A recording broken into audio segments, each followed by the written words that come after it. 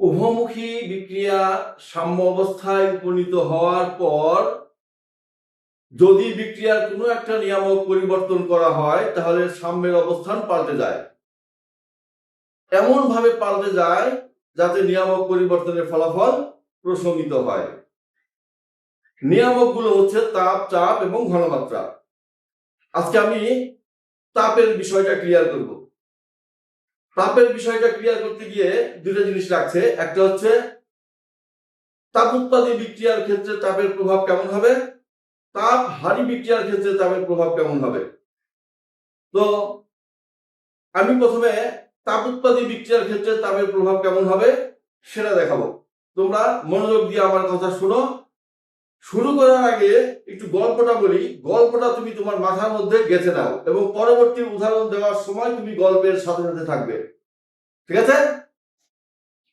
তোমার খিদে লেগেছে, তোমার আম্মু ভাত চুলার উপর দিয়েছে, দিয়ে কাজ করছে।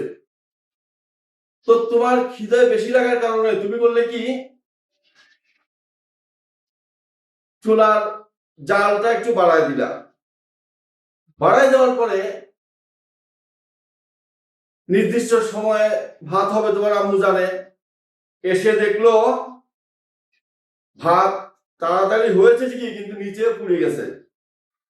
তো 1 কেজি চালের ভাত রান্না করতে তোমার আম্মু যে তাপমাত্রা দিয়ে গিয়েছিল, যতটুকু সময় লাগবে, তুমি জাল বাড়ায় দেওয়ার কারণে কিন্তু ভাতটা ঠিকই তাড়াতাড়ি হয়েছে, কিন্তু ওই 1 কেজি চালের ভাত আর তোমার আম্মু ওখান থেকে নিতে পারেনি।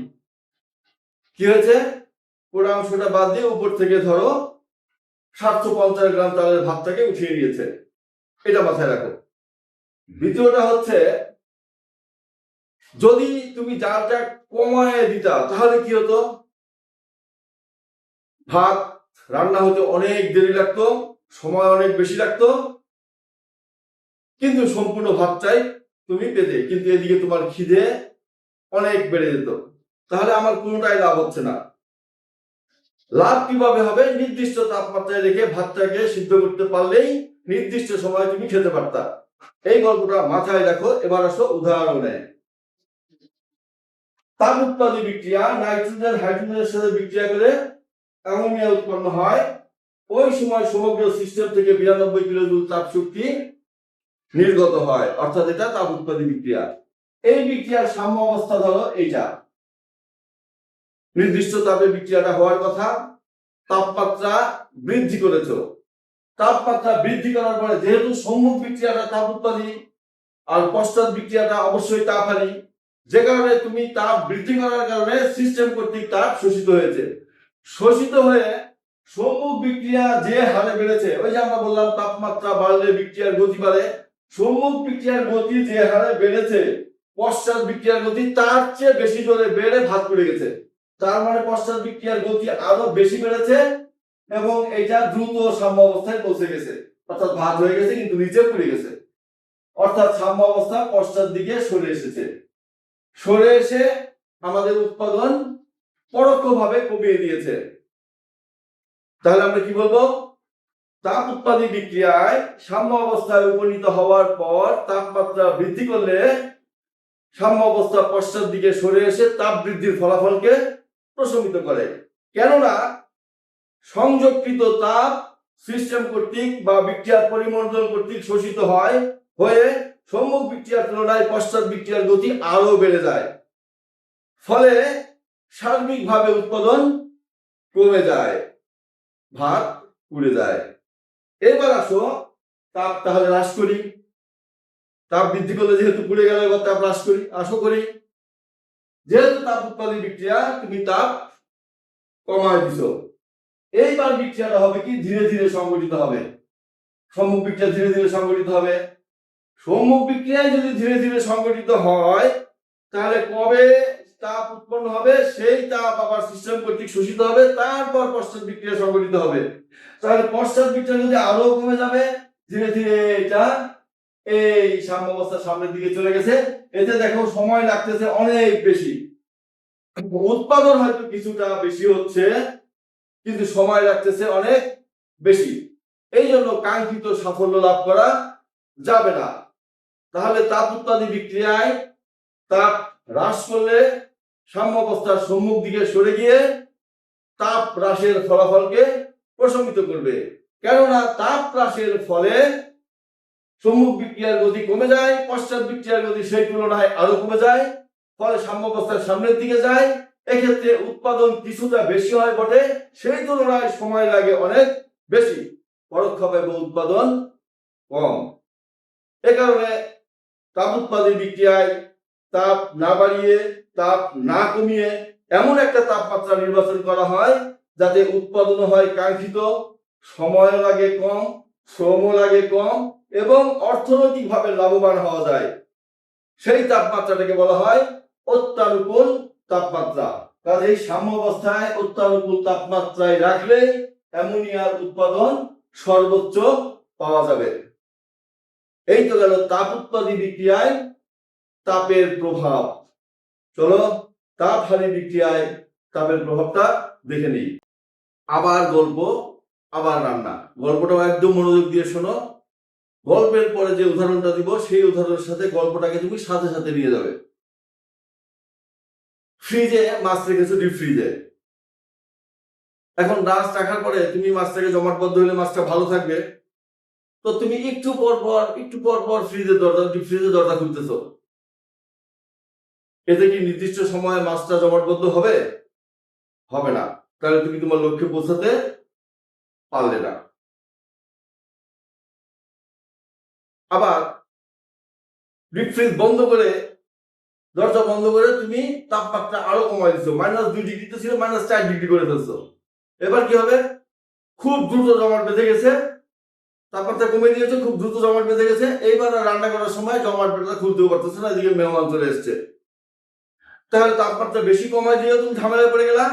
আবার তাপমাত্রা বাড়াই দিলা, ফ্রিজের দরজা বারবার খুললা, তাপমাত্রা বাড়াই দিলা, ঝামেলায় পড়ে গেলা।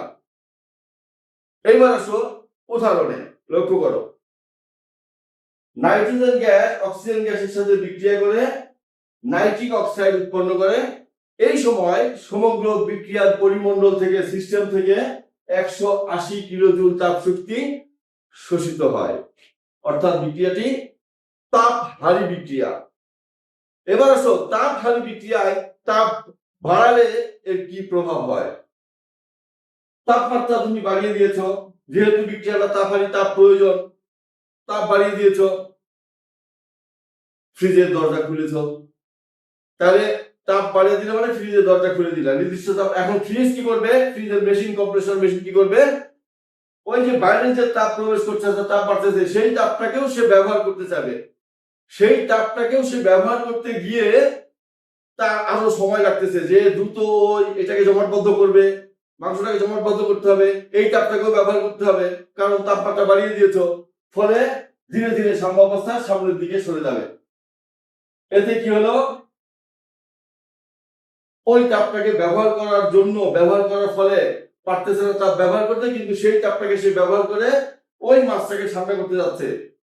যেহেতু বিক্রিয়াটা তাপহারি, তাই সাম্যাবস্থা সামনের দিকে সরে গিয়ে উৎপাদন বৃদ্ধির ফলাফলকে প্রশমিত করে ফেললো।